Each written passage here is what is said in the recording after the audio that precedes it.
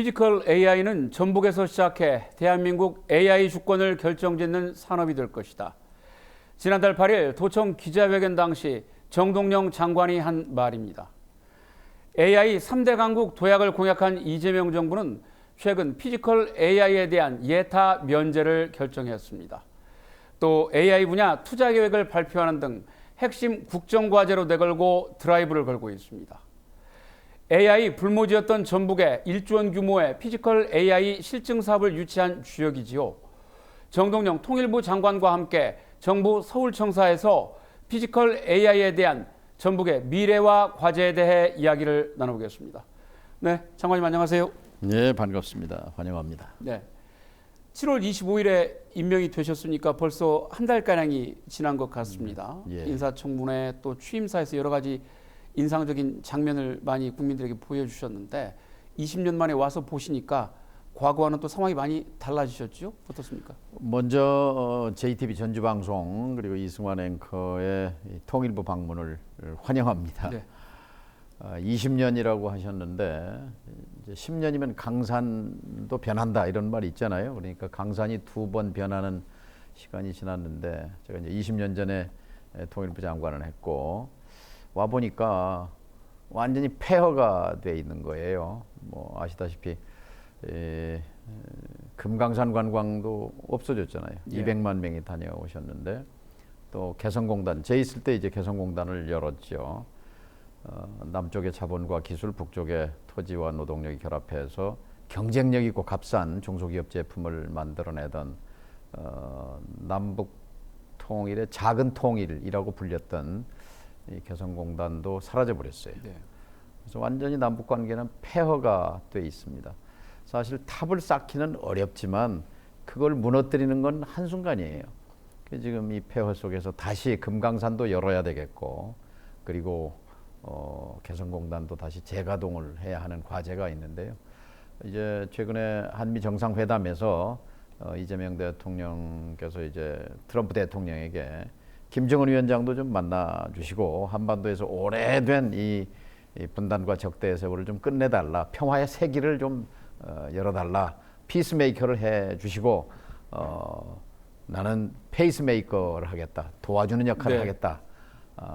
이 얘기가 이제 많이 회자가 되는데요. 이재명 정부, 트럼프 정부 시기에 뭔가 좀 새로 탑을 쌓아야 하는 과제가 있습니다. 네. 오늘 주제인 AI로 이제 본격적으로 들어가 보겠습니다. AI 인공지능 요즘 뭐 여러 매체에서 굉장히 많은 하루에도 뭐 몇십 번씩 들을 수 있는데요. 이제 AI 그러면 많은 분들이 챗GPT를 먼저 떠올리십니다만 최근에 이제 장관님이 주도해서 전북에서 이제 본격적으로 추진할 사업들 피지컬 AI라는 이제 개념들이 좀 나오고 있습니다. 조금 생소하게 느껴지실 분들을 위해서 개념 설명 좀 해주시죠. 챗GPT가 이제 AI의 두뇌 네.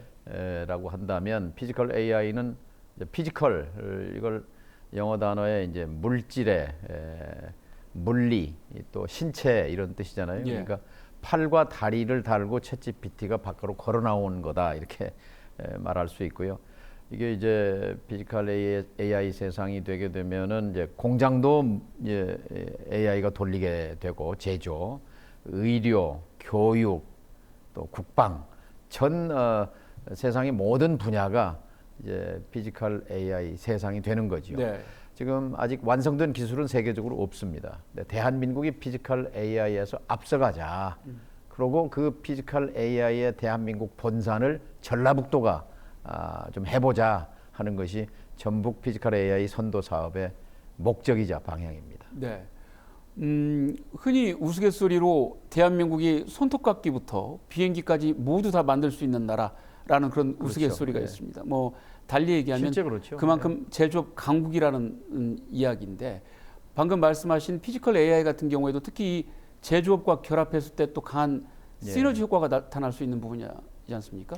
예, 지난 2월 달에 그 라스베가스에서 그 세계 가전 박람회 네. CES라고 있는데요. 거기에 젠슨 황 지금 세계 최고의 기업이 이제 엔비디아, 네. 삼성전자의 지금 10배 규모가 된 세계 최대 기업인데 사실 10년 전에는 삼성전자의 4분의 1 정도밖에 안 된 기업이었어요. 이만큼 세계가 빠르게 이제 변하는 거죠. 그 젠슨 황이라는 이제 그 설립자가 말하기를 이제 세상은 피지컬 AI의 세상이다. 네. 피지컬 AI가 미래를 좌우한다.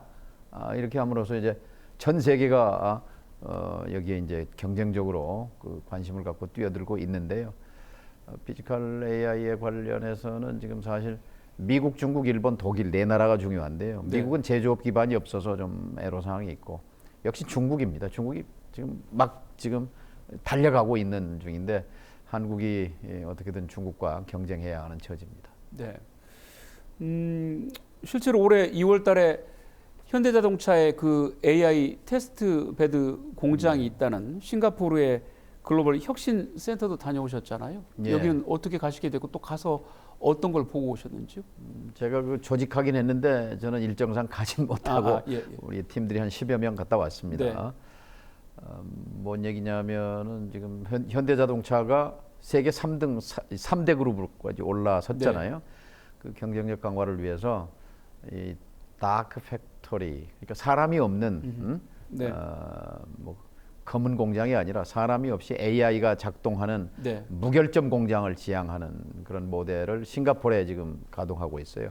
1년에 한 3만 대씩 생산하는데 거기서 나오는 여러 가지 기술 노하우를 전 세계에 있는 공장으로 이제 전파하는 역할인데요. 그것이 하나의 이제 전라북도에 들어서게 될 실증센터의 한 모델입니다. 그래서 가서 그거를 견학하고 그리고 전북 피지컬 AI 설계하는데 크게 도움을 받았죠. 그러셨군요. 어찌 보면 이제 나중에 그 전북의 피지컬 AI가 나아갈 그 지향점이자 방향성이기도 하겠군요.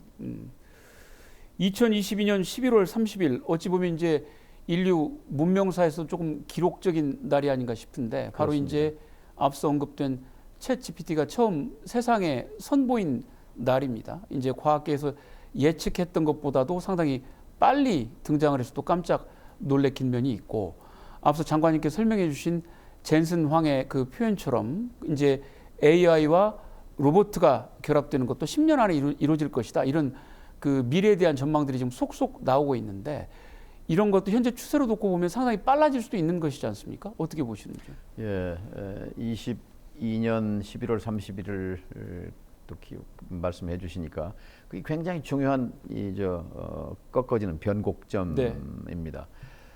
전문가들도 한 10년은 걸릴 거라고 봤는데 인간보다 똑똑한 기계가 나와버린 거예요. 전 세계가 충격을 받았고 특히 전 세계 지도자들이 팔을 걷어붙였어요. 근데 유감스럽게 지난 정부 윤석열 정부는 22년, 23년, 24년 3년간 완전히 잠자버렸습니다. 그러니까 이 세상은 AI를 향해서 전부 이제 돌진하는데 한국이 멈춰서 버린 거예요.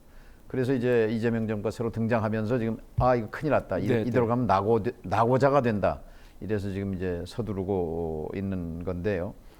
젠슨왕 얘기처럼 이제 세계 그러니까 전기불 있는 세상과 없는 세상이 다르잖아요. 산업화 그리고 정보화, 인터넷 없는 세상과 그거보다 훨씬 더 몇십 배 큰 변화가 이 AI 세상이 이제 초래하게 될 미래란 말이죠.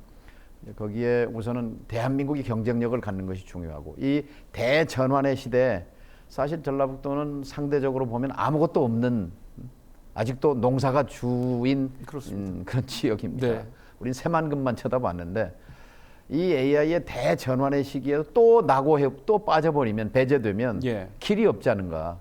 그래서 길을 쓰고 지금 피지컬 AI에 일단 1호차에 탑승을 했습니다. 그 장관님 표현해 주신 것처럼 전기, 정보화 이게 지금 달리 얘기하면 이제 산업혁명인데 그렇죠.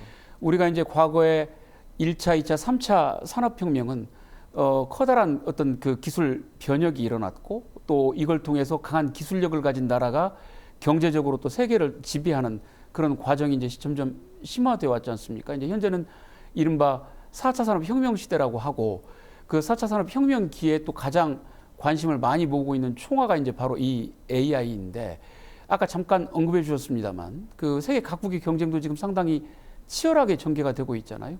조금 말씀을 보태서 자세하게 설명을 해주시죠. 어느 정도로나 예. 경쟁이 벌어지고 있는 것인지. 아까 22년 11월 30일에 세계 지도자들이 팔을 걷어붙였다고 그랬잖아요. 네. 그 중에 한 사람이 프랑스의 마크롱 대통령입니다.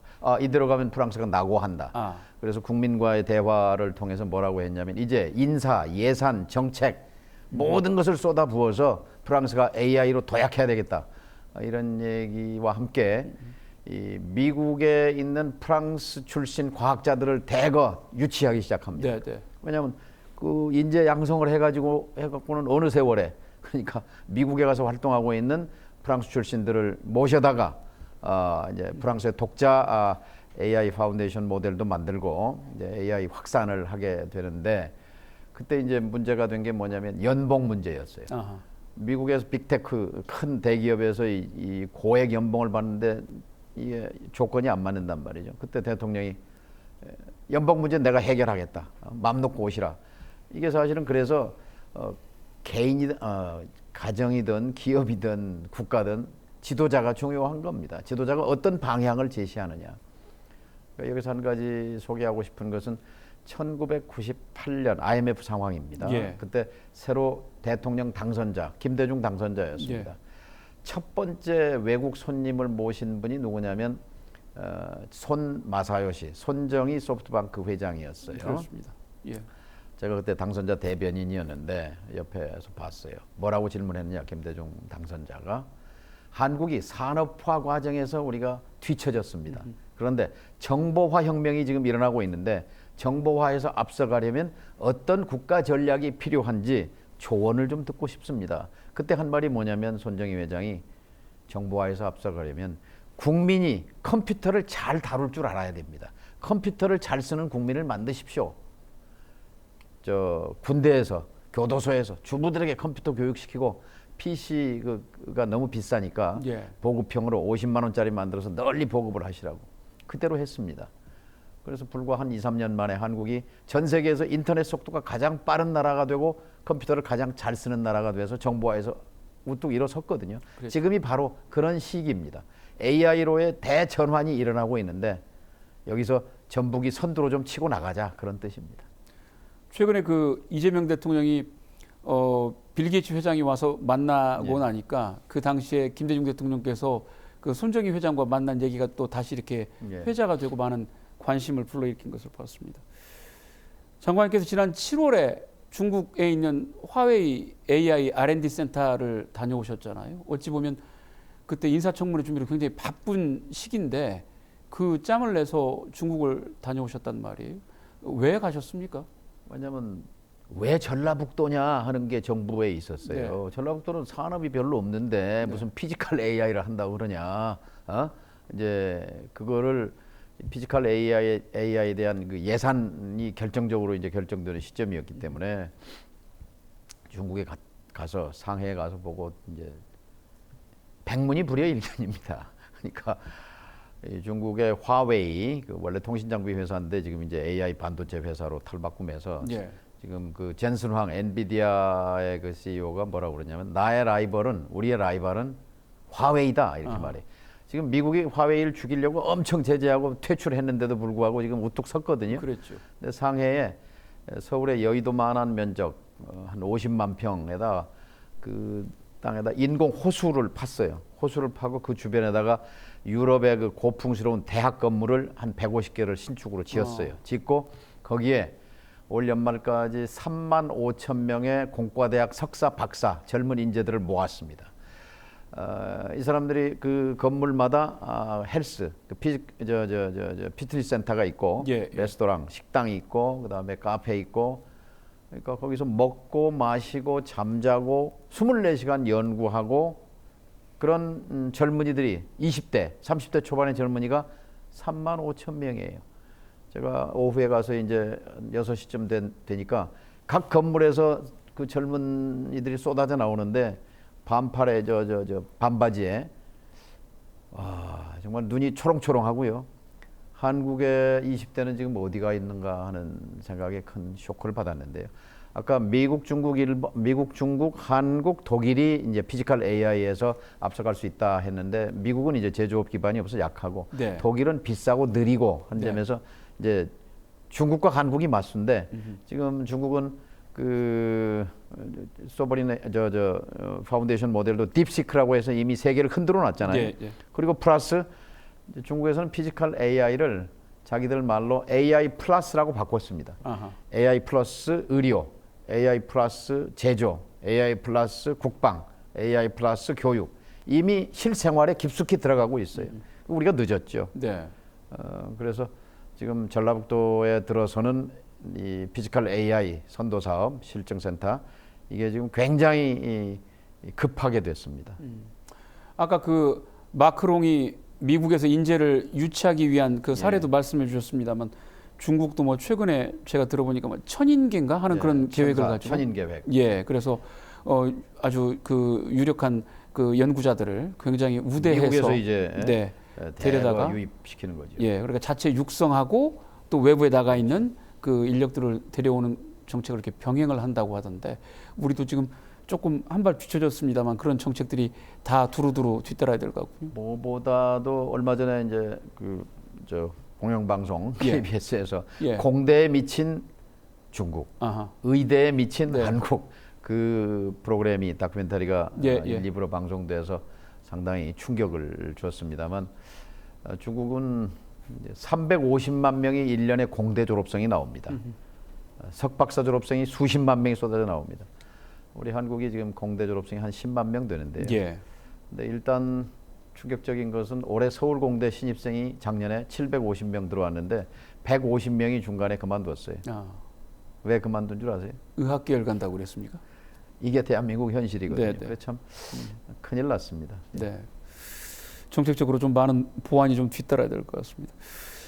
장관께서 지난해 그 4월부터 AI 3대 강국을 위한 신기술 전략 조찬 포럼을 운영해 오셨습니다. AI 어떤 계기로 관심을 갖게 되셨어요? 그러니까 산업혁명, 정보화혁명 거기에서 우리는 완전히 배제됐거든요. 네. 이제 포항의 제철, 울산의 자동차, 네. 거제의 조선소, 창원의 기계, 예. 구미의 전자. 우리는 그냥 농사만 지었잖아요. 그리고 이제 디지털화, 정보화 되면서 가령 용인, 이천, 화성, 평택, 청주까지는 왔습니다. 반도체 공장, 뭐 삼성전자, SK 수도권이잖아요. 네. 우리 역시 뭐 완전히 배제된 거죠. 이제 그거보다 더 큰 이제 AI의 대전환의 파도가 밀려오는데 여기 우리 최소한 올라타야 된다. 예. 이런 절박함이 있었습니다. 근데 그러기 위해서는 우선 전문가들로부터 공부를 해야 되고 예. 뭔가 대안을 마련해야 하는데 그래서 성공한 스타트업들, 대기업들, 그리고 정부, 여야, 연구소, 그리고 대학 이렇게 사람들을 모아서 22대 국회 시작하자마자 작년 여름이죠. 1년 좀 넘었는데 오늘 아침에도 지금 21번째 AI 전략 포럼을 하고 있는데요. 예. 거기서 원스톱으로 그 현장의 애로사항을 얘기하고 제안이 있으면 그걸 정책으로 만들고 법으로 만들고 예산에 반영해서 그 과정에서 나온 것이 이제 피지컬 AI입니다. 예. 앞으로 대한민국은 여기 달렸다. 네, 네. 그러면 선도 사업이 필요하다. 그래서 전라북도가 그러면 실증센터를 해보자 하고 이 결합이 된 거죠. 근데 결과적으로는 이게 효자 노릇을 한 겁니다. 뭐냐면 지금 용역해서 검토해서 내년에 그 결과 가지고 하면 27년에나 피지컬 AI 시작할 수 있어요. 대한민국이. 그런데 이제 제가 앞장서서 AI 포럼을 막 드라이브를 하다 보니까 이 추경에 일단 그 설계비는 반영됐어요. 380억이 지금 이제 돌아가고 있고 예. 내년 예산에 이제 국비 1,500억, 지방비 1,000억 해서 2,500억 투입할 예. 계획입니다. 이렇게 돼서 정부 입장에서 보면은 1년 반을 전략해 준 거예요. AI 시대에는 6개월이 한 세대입니다. 1년 반이면 1년 반 뒤면 늦었어요. 네, 네. 지금도 늦었는데. 그래서 전라북도 피지컬 AI 실증센터가 굉장히 중요한 AI의 메카입니다. 그러니까. 말씀 주신 대로 그 포럼 안에 대기업을 비롯해서 예. 산학 관련 그렇죠. 대표 선수들이 지금 다 들어갔었던 것이잖아요. 예. 그렇게 어떻게 다 촘촘하게 꾸리실 생각을 하셨어요? 이제 과기정통부 또 과기정통부 산하의 연구소들과 이제 머리를 짜서 근데 이제 당시엔 제가 야당이었기 때문에 네. 야당은 이제 대기업들은 좀 꺼립니다. 그렇죠. 야당 의원들하고 뭐 함께 하는 걸. 그래서 이제 여당도 이제 좀 같이 협업으로 해서 여야와 정부가 있으니까 업계에서는 사실은 이 정부와 그 사업 주체들은 거리가 멉니다. 네. 그러니까 현장에서 아무리 아우성을 쳐도 잘 안 들린단 말이에요. 근데 그 자리에 와서 원스톱 서비스가 되는 거예요. 그래서 거기서 만들어낸 게 AI와 반도체 등 전략 산업 분야에 대해서 병역 특례법을 만들어 달라. 예. 그래서 법을 지금 제정하고 있습니다. 발의해서 또 AI 시대의 데이터 센터가 핵심인데 데이터 센터에 대한 국가 지원이 지금 법으로 안 돼 있다. 예. 그래서 AI 기본법 만들면서 제가 법 발의해서 그것도 넣어 준다든지. 네네. 뭐 이런 것들이 즉각 이제 반영이 된 거죠. 그래서 거기서 이제 두 가지가 된 것이 하나가 GPU라고 네. AI를 하기 위해서는 돌리기 위해서는 이제 GPU라고 그 엔비디아 젠슨 황이 하는 그 GPU를 사와야 돼요. GPU가 A4 용지 한 장만 합니다. 요게 6천만 원이에요. 예, 근데 이게 8장 있어야 한 세트예요. 8장이면 68, 48, 4억 8천만 원에 예. 이거를 또 구동하는 소프트웨어가 있어야 돼요. 쿠다라고. 이게 2억입니다. 예. 그러면 6억 8천인데 중소기업에서 아무리 이 똑똑한 엔지니어가 있고 과학자가 있어도 기술자가 있어도 이거 실험을 해볼 수가 없어요. 6억 8천. 네. 심지어 카이스트에도 한 세트가 없어요. 서울대학에도 없어요. 예. 예. 그런데 아까 윤석열 정부가 잠잤다고 그러는데요. 23년, 24년, 25년에 GPU 구입 예산이 10원도 반영 안 된 거예요. 그래서 이거 사와야 된다. 이거를 AI 전략 포럼이 주도한 겁니다. 그리고 피지컬 AI로 가야 한다. 이렇게 해서 작년 말 개엄 직전이죠. 네네. 우리가 1조 원을 삭감했어요. 민주당이 그 검찰 특활비 이런 것들 이제 그 삭감 4억을 했는데 이 중에 4조 중에 1조를 뚝 떼서 절반은 GPU 사오고 절반은 피지컬 AI에 투자하자 이렇게 했는데 계엄령이 나버렸어요. 그래서 계엄 사태가 나는 바람에 이게 날아가 버렸단 말이에요. 그리고 이제 최상목 권한 대행 때 GPU는 1조 4,600억이 계산이 됐어요. 반영이 됐어요. 왜 이게 됐냐? 이 사람들이 뒤늦게 정신 차린 거예요. 지난 2월 달에 딥시크 충격이 있었어요. 중국이 중국도 저렇게 이제 앞서가네 하면서 이제 부랴부랴 그때야 해서 GPU 문제는 해결됐고, 근데 또 그때도 전라북도에 무슨 피지컬 AI 이거 지역 사업은 안 된다. 해서 이 친구들이 빼버린 거예요. 네네. 그래서 이제 정권이 바뀌었어요. 정권이 안 바뀌었으면 이것도 힘들 뻔했어요. 이재명 정부가 들어서서 대한민국의 잠재 성장률이 지금 1.9%까지 떨어졌는데 과거에 뭐 10% 성장하고 5% 성장하던 나라 아니었습니까? 네. 근데 실제 지금 올해는 뭐 0.9%밖에 성장을 못하고 최대 성장해봐야 1.9예요. 그래서 이거를 돌파하는 방법은 AI 대전환밖에 없다. 이렇게 국가 방향이 잡히면서 지난번에 이제 7월 30일 날 그 예산 추경 예산을 처리하면서 이제 전라북도 380억 예산이 반영됐고 덩달아서 경남에도 그 AI 데이터 수집하고 모델 만드는 예산이 200억이 반영이 됐죠. 두 군데가 이제 앞서가는 셈이죠. 그 포럼 말씀 뭐 한 가지 더 여쭤보면 포럼 멤버들이 지금 새 정부에 굉장히 중요한 자리에 지금 가신 분들이 있잖아요. 그러면 같이 공감대를 형성했던 것들이 정책이 좀 가고 있다고 봐도 역시 되겠죠. 그 사람이 중요한데요. AI 포럼을 같이 만들고 했던 분 중에 AI 수석이 나왔어요. 하정우 AI 수석이 그 네이버의 이제 센터장으로서 포럼을 같이 해왔고, 또 LG 연구원장 했던 배경훈 원장이 과기부 장관이 됐어요. 그리고 거기에 참여했던 그 퓨리오사라고 AI 반도체 스타트업인데 그 굉장히 좀 유명세를 타게 됐죠. 최근에 특히 또 그러고 있더군요. 이재명 대표가 후보되면서 첫 번째 방문한 데가 이제 퓨리오사를 방문해서 굉장히 이제 우선 청년들도 관심을 갖게 되고 불과 한 7, 8년 만에 1조 5천억 가치의 그 유니콘 기업이 된 거죠. 네. 아무튼 잘 준비를 촘촘하게 해 오셨는데 때마침 또 정권이 바뀌면서 그 준비하신 것들이 바로 또 현장에 AI 포럼에 같이 참여했던 이제 기업 현대차, 그다음에 SKT, 그다음에 네이버, 그리고 리벨리온이라고 이제 AI 반도체 퓨리오사와 경쟁하는 그런 기업들이 대기업, 중견 기업들이 지금 전라북도 피지컬 AI 네. 선도 사업에 같이 지금 협동으로 참여하고 있는 거죠. 예, 예, 특히 이제 카이스트, 성균관대학, 전북대학이 예. 또 협업을 해서 같이 예. 하고 있고요. 그 말씀 뒤에서 조금 또 여쭤보겠습니다.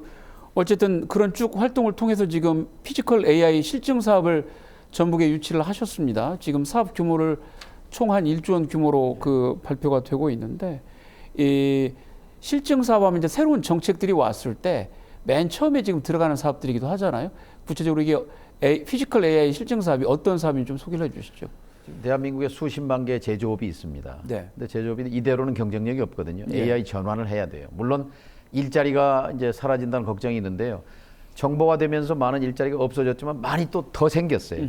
산업화되면서 역시 마찬가지죠. 예. 그래서 AI 대전환으로도 일자리도 이제 대전환이 되는 건데, 이 수십만 그 중소 제조기업, 중견 기업들이 전환을 하기 위해서는 뭔가 모델을 만들어야 돼요. 플랫폼을 만들어야 되고, 예. 그것을 실증을 해봐야 돼요. 테스트를 해봐야 돼요. 근데 그런 데가 없어요. 그걸 전라북도에서 하겠다는 겁니다. 지금 그게 조그맣게 하나 있어요. 어디에 있냐면 카이스트 안에 실험실이 있습니다. 근데 거기도 줄을 서 있어요. 예. 예를 들어서 뭐 센서라든지 카메라라든지 이런 그 중소기업이 제품을 개발하잖아요. 그럼 AI에게 탑재해서 뭔가 이게 실제 작동이 되는지를 검사를 해봐야 되겠는데 그런 데가 없는 거예요. 그 실증센터가 전북에 만들어지면 우리 대한민국에 있는 제조업들은 다 전북을 와야 돼요. 와서 그걸 테스트도 해보고 그러려면 최소한 일주일 전 또 한 달은 머물러야 되고 그러다 보면 거기서 창업을 하게 되고 그럼 또 스타 기업도 나올 수 있고 명실상부하게 피지컬 AI의 메카가 될 수 있는 거죠. 앞서서 잠깐 참여 기업들 소개를 좀 해주셨습니다. 뭐 이제 AI 분야의 국내 대표 간판 기업들이 줄줄이 다 이제 전북에 참여를 하게 되는데 어떤 기업들이 오게 되는 거, 각각의 또 역할은 무엇인지 조금 설명을 해주시죠. 처음에 애로사항이 뭐였냐면요. 피지컬 AI는 이제 제조업을 이제 AI로 전환하는 건데 네. 제일 중심이 네. 물론 의료, 보건, 교육, 뭐 국방 다 2천 분야가 있지만 근데 우리는 전라북도에는 내노라 할 대표 산업이 없잖아요. 네. 유일하게 현대 버스 공장이 있는 거예요. 트럭 공장이. 네. 그래서 이제 현대차가 이제 참여하게 된 거고 그걸로 정부를 설득한 거고 오히려 전라북도에 제조업 기반이 없기 때문에 새로 뭔가를 도전해보고 창의적으로 시도해볼 수 있는 거 아니냐. 예, 예. 이제 이런 논리였고요. 그다음에 이제 SKT는 여기에 또 관심이 많습니다. 반도체 SK 하이닉스가 지금 삼성을 이겼잖아요. 예. 그래서 SKT 그리고 이제 네이버는 기본적으로 지금 전 세계가 그 인터넷 검색을 다 95%가 구글입니다. 중국하고 한국만 자국 거 갖고 하잖아요. 예. 우리 네이버 검색. 근데 이제 네이버가 일찍부터 그 AI에 로봇에 투자를 많이 해 왔어요. 그래서 여기에 처음부터 지금 관심을 가졌죠. 그리고 아까 리벨리온이라고 이제 AI 반도체 NPU라고 GPU는 이제 엔비디아가 만드는 거고 그 AI 데이터를 학습하고 추론하고 하는 건데 이거가 약점이 뭐냐면 전기를 많이 먹어요. 예. 그래서 전기를 반의 반으로 줄인 그런 모델을 지금 리벨리온, 퓨리오사 이런 한국 반도체 스타트업들이 이제 성공하고 있거든요. 그 중에 이제 대표적으로 성공한 기업이 리벨리온인데 MIT 박사 출신이 와서 창업해서 4년 만에 지금 2조짜리 기업이 됐습니다. 네, 예. 전북에 참여하겠다고 지금 의욕적으로 함께 하고 있고 그리고 이제 이 사업을 추진하는데 정부로서도 뭔가 촘촘한 계획이 설계도가 있어야 할 거 아니에요. 그걸 이제 주도한 게 카이스트와 전북대학 그리고 나이파라고 정보통신기술연구원 거기가 해서 1200페이지짜리 보고서를 그 짧은 기간에 뭐 2번씩이나 만들어냈습니다. 그래서 정부도 그걸 보고 전북이 준비를 충실하게 많이 했구나. 예. 사실 지금 이 1조짜리 프로젝트를 정부가 기획한 게 아니고 의원실이 국회의원이 1조짜리 예산안을 만들어서 정부에 받으라고 했을 때 네. 정부가 받은 예가 없어요. 그렇습니다. 예. 그거 우리가 검토해서 차근차근 하겠다. 근데 이제 언제 시간이 없지 않냐 믿어라 이미 준비 다 했다 우리가 산학관연 이렇게 예. 해서 완벽한 준비 계획서 설계도가 나와 있지 않냐 돈만 주면 된다 이렇게 해서 이제 밀어붙인 건데 어쨌든 이재명 정부가 돼서 이거를 믿고 밀어주는 거죠 지금 예타 면제까지 된 거죠. 그 말씀하신 카이스트나 성균관대학교 전북대도 이제 최근에 이 AI 피지컬 AI 사업에 참여하게 돼서 굉장히 많은 지금 의욕을 가지고 준비를 하고 있던데요. 이 대학들도 같이 어떤 여러 가지 공동 사업 혹은 개별 사업들을 네. 각자 추진을 하게 되는 것인지요? 전북대학교가 전라북도가 경쟁력이 있는 게 전북은행이 하나 있고 그렇습니다. 전북대학교가 경쟁력이 있는데 네. 정말 좀 최대의 기회가 온 거, 찬스가 온 거예요. 예. 전북대학교로서는 대한민국 최고의 대학이 될 수 있는 AI에 관해서 지금 중국의 딥시크가 저장대학 출신 량원펑이라고 양문봉이라는 젊은이가 해서 세상을 뒤집어 놨는데 예. 그래서 베이징 대학, 청와대학, 칭화대학이 중국의 간판 대학인데 지방에 있는 절강대학이 지금 그 수준으로 올라가고 아하. 있습니다. 네. 마찬가지로 전북대학교도 지금 지금 황금의 기회를 맞고 있는데 당장 올가을부터 카이스트와 합작으로 해서 AI 대학원 학생을 모집합니다. 예. 이렇게 해서 AI 인재 양성의 요람이 되고 또 피지컬 AI 사업의 중심이 지금 전북대학교가 되는 거죠. 새 정부가 출범하고 장관님을 비롯해서 전북 출신 인사들이 굉장히 많이 발탁이 됐습니다. 이제 지역에 대한 나름대로의 애정이나 이런 것으로 또 해석을 할 수도 있는데 그 아까 말씀 주신 것처럼 2차 추경에서 229억 뭐 380억 이런 그 예산을 정말 1년 반의 시간을 기다리지 예, 않고 바로 줬고 또 이제 우리가 또 국회에서 그걸 소화를 하는 과정에서 굉장히 파격적으로 확보를 했다고 들었습니다. 그 내용도 좀 절차를 소개를 좀 해주시죠. 예. 그러니까 이제 이번에 380억 예산은 지방 이제 도와 전라북도가 되는 것은 전북대학교가 되는 건 땅입니다. 땅과 예. 건물이고 예. 이제 이거를 이제 실질적으로 사업 중심 예산은 국가 사업이죠. 그러니까 네. 과학기술정보통신부가 이제 돈도 되고 실질적으로 이걸 끌어가는 주체인데요. 네. 과기부는 사실은 이제 기재부에 비해서는 힘이 약해요. 기획재정부가 예산 돈 글자를 주고 있으니까 근데 이제 같이 합작으로 해서 이제 예산은 이제 380억을 따내는데 이걸 올해 안에 다 소진해야 됩니다. 써야 돼요. 예. 주로 이제 설계 예산이거든요. 무슨 사업을 어떻게 하겠다라는 거 하고 이제 내년에는 이제 구체적으로 이제 착수를 하는 거죠. 건물도 짓기 시작해야 되고 이제 장비도 들어와야 되고 이제 인재 양성도 해야 되고 그런 것들이 내년에 이제 1,500억, 1,000억 해서 2,500억으로 진행이 되는 건데요. 사실 국민의 혈세이기 때문에 잘 준비를 해서 정말 실패 없이 써야 하는 과제가 우리한테 남아 있는 거죠. 이 사업 우리가 지금 말씀하신 것처럼 전북이 굉장히 AI 불무지나 다름이 없던 지역에 AI뿐만이 아니라 산업에서 낙후 지역이죠. 이게 이제 지역에서 잘 그 뿌리를 내리고 착근을 해야 할 텐데 어떤 점 서둘러서 준비하고 또 보살펴야 할까요? 지역에서. 아까 김대중 당선자께 손정희 회장이 컴퓨터를 잘 쓰는 국민을 만들어야 정보화에 앞서갈 수 있습니다. 이렇게 말했듯이 AI를 잘 아는 전북도가 돼야 AI에 앞서갈 수 있습니다. 네. AI를 잘 써야 합니다. 그래서 제가 김관영 지사에게도 하여튼 14개 시군에서 앞장서서 우리 전 도민들 AI 교육이 좀 필요합니다. 그래서 우리 다른 대한민국 국민 중에서도 전북이 제일 AI 리터러시라 그래요. 문해력. 그렇죠. AI를 제일 잘 이해하고 잘 활용하고 그런 도민이 되는 것이 제일 핵심이죠. 돌아보면 지난 한 세대 동안 전북에서 첫 손에 꼽히는 사업은 단연코 새만금이었습니다. 우리에게는 이제 무한한 가능성이 있는 땅이었지만 거꾸로 놓고 보면 거기에 또 매몰되어서 다른 신규 사업을 추진할 수 있는 동력을 확보하지 못한다. 이런 내부 비판도 또 여러 가지가 있었는데 지금 이번에 이제 피지컬 AI 사업은 사업 규모가 이제 새만금 사업 이후로는 최대인데 규모뿐만이 아니라 그 산업적인 의미 장관님 말씀해 주신 것처럼 산업화나 정보화에서 철저히 우리가 소외됐고 거기에서 이제 제조업을 비롯해서 여러 가지 우리가 발을 담그지 못했는데 이 사업을 통해서 비로소 조금 발전된 미래상을 구현할 수 있는 그런 토대를 마련했다고 예. 볼 수도 있는 것이잖아요. 그 의미 좀 말씀을 해주시죠. 1조 프로젝트는 이제 마중물이에요. 네네. 여기 이걸 기반으로 해서 이제 민간 창업, 스타트업들이 쏟아져 나와야 되는 거죠. 중견 기업이 되고 그다음에 대기업이 되고. 예. 왜냐하면 미국 같은 경우에는 30대 기업을 쭉 보면은 30년 전에 없던 기업들입니다. 전부가 다. 네. 우리는 30년 전에도 삼성, 현대, LG, SK 지금도 마찬가지예요. 그런 것처럼 산업의 생태계가 완전히 바뀔 텐데 그 바뀌는 중심지의 하나가 전북이 되는 겁니다. 전북과 경남이 선도사업 지역이 됐고 예타 면제를 이번에 4군데가 됐어요. 예. 광주가 원래 국가 AI 데이터 센터가 있습니다. 거기에 이제 네.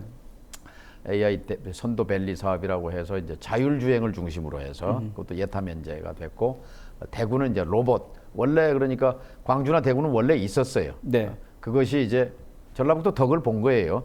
말하자면 이 피지컬 AI 예타 면제와 같이 대구, 광주는 기존에 있었던 그리고 이제 경남과 전북인데 네.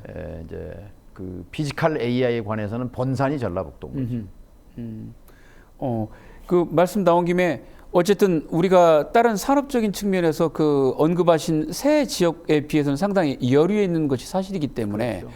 이제 AI 사업이 뭐 자율주행이냐 로봇이냐 뭐 이 데이터 센터냐 이제 여러 가지 카테고리가 있습니다만 특성 특화가 돼 있는 거죠. 이 지역들과 어떻게 경쟁을 해야 되는 건가요? 아니면 별도로 각각 아니, 보완적이죠. 네네. 서로 분야가 다 다르니까요. 네네. 창원 경상남도 경우는 그 제조 뭐 수천 수만 개 공장들이 있습니다. 그래서 데이터를 수집해서 채굴 해서 그걸 분석하고 해서 먼저 AI 모델을 만드는 그런 작업이고 예. 우리는 아까 말씀드린 이제 실증 센터죠. 검증하고 예.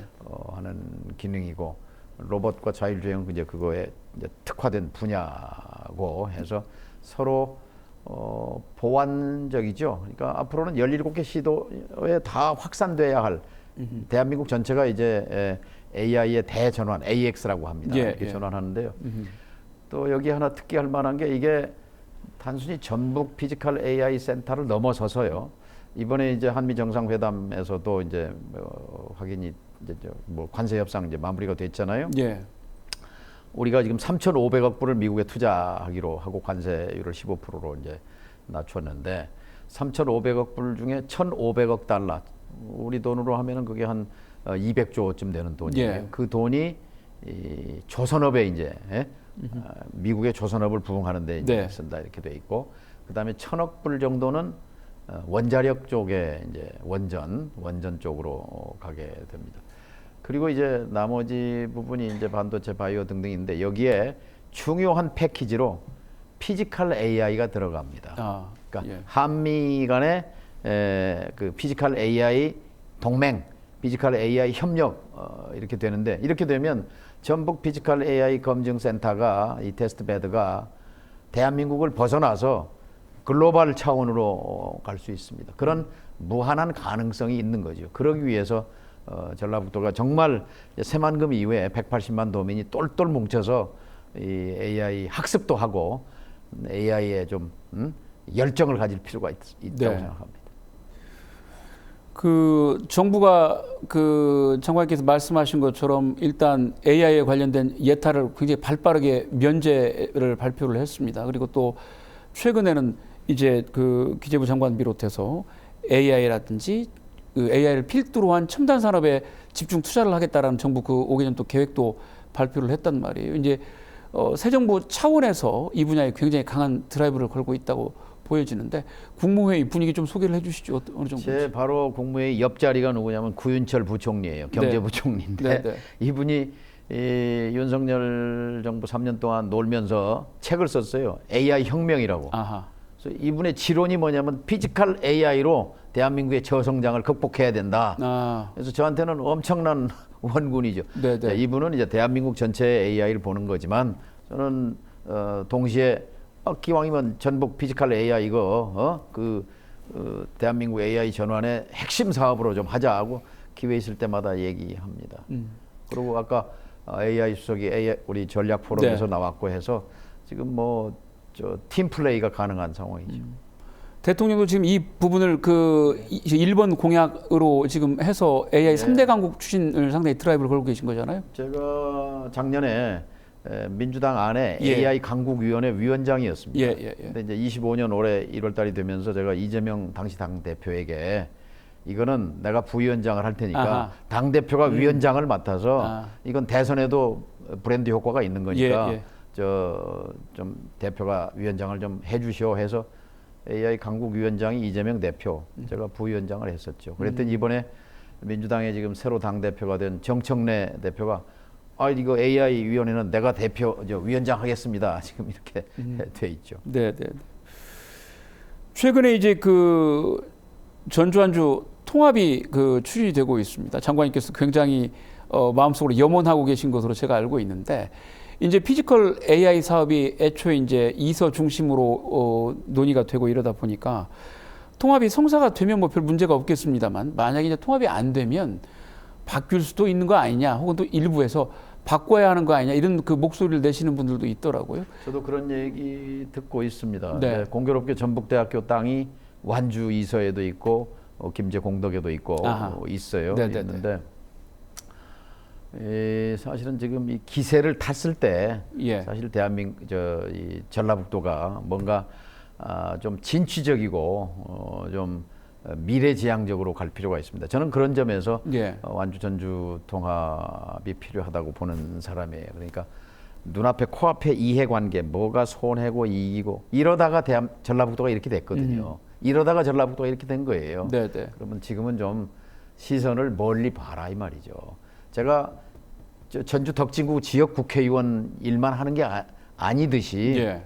전라북도가 올라가야 대한민국 올라가야 전라북도가 올라가고 전라북도가 올라가야 완주든 전주든 다 형편이 좋아지는 것이잖아요. 예. 이런 대전환의 시기에 저는 좀 더 소리를 뛰어넘어서 자신의 정치적 이익, 내 선거구, 내 지역 이해관계 이런 걸 좀 뛰어넘어서 어떤 게 전라북도에 도움이 되는가. 충남 대전이 합치자는 거 아니에요. 예.